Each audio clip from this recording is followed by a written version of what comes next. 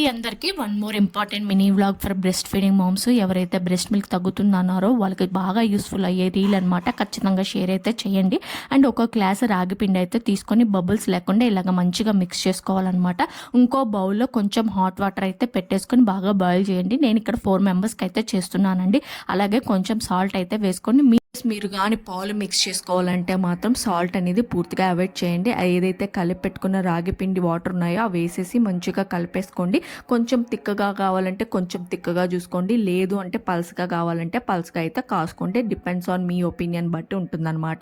And ఇంకొక విషయం ఏంటంటే మీరు పాలు పోసుకోవాలన్నప్పుడు టేస్ట్ కోసం బెల్లం అయితే వేసుకోండి.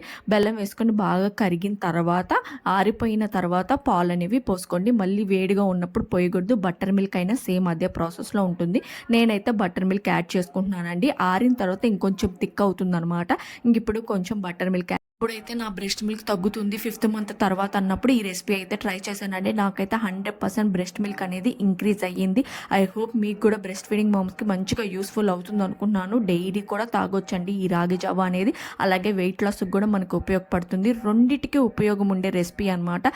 ఐ హోప్ ఇన్ఫర్మేషన్ యూస్ఫుల్గా ఉంది అనుకుంటున్నాను. వీడియో నచ్చితే లైక్ చేసి ఫాలో అవ్వండి. Thanks for watching.